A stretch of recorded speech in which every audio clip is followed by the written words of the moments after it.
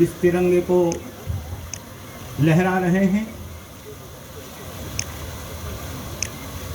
हम सबकी दृष्टि बड़े सभी सदस्य, सभी कर्मयोगी, सभी गुरुजन, सभी छात्र वृंद इसको श्रद्धा के साथ नमन, समग्र जीवन भारत माता के चरणों में समर्पित कर दिया था। उनके बलिदान, उनका त्याग, उनकी असंख्य वीर माताओं का अपने पुत्रों को देश की स्वतंत्रता के लिए समर्पित कर देने का भाव इस तिरंगे में हमको दिखाई देता है। इसको हम हृदय से, अपनी अंतरात्मा से नमन करते हैं, इसको प्रणाम करते हैं।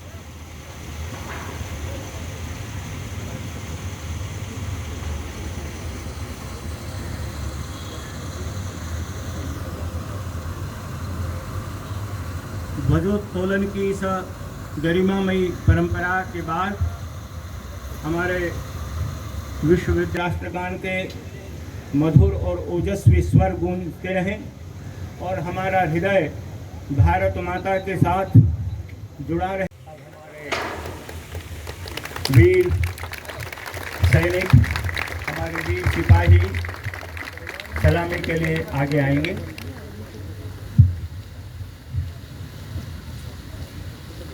सलामी प्रारंभ करें। बहुत संक्षिप्त परिचय के साथ इस कार्यक्रम को आगे बढ़ाएं।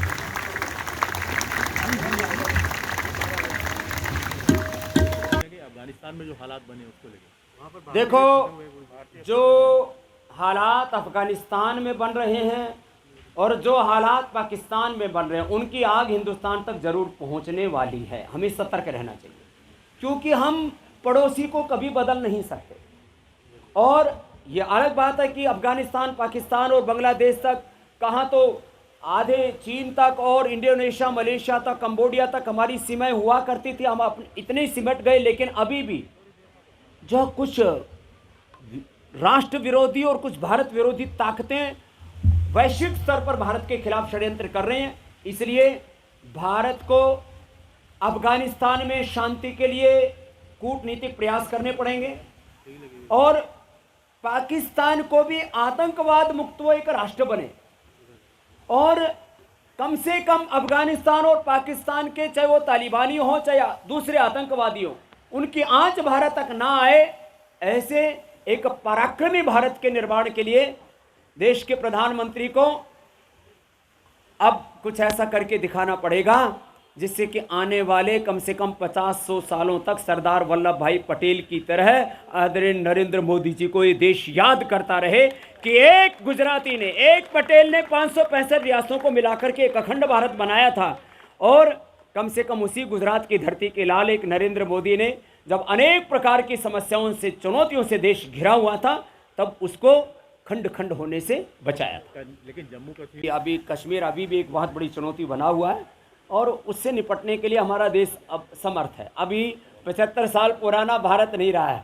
अब भारत दुनिया की किसी भी ताकत से मुकाबला कर सकता है, लड़ सकता है और जीतने का मादा रखता है। इसलिए कोई घबराने की बात नहीं। ओलंपिक में जिस तरह से देश के जिन विजेताओं ने पदक जीते भाई, उनके लिए एक बार बहुत बहुत अभिनंदन है। और ये थोड़े जीते हैं, ये आगे के लिए संकल्प ले हम कि हम खेलों में भी विश्व विजेता बने, हम उद्योग में भी विश्व विजेता बने, हम खेती, बिजनेस, व्यापार में भी, चिकित्सा में, शिक्षा में, सब जगह हम विश्व विजेता बने। इसके लिए थोड़ा पसीना बहाना पड़ेगा। हरिद्वार की बेटी ने भी नाम रोशन किया है, कहीं ना कहीं हरिद्वार का, पूरे उत्तराखंड का भी। पतंजलि क्या करेगा?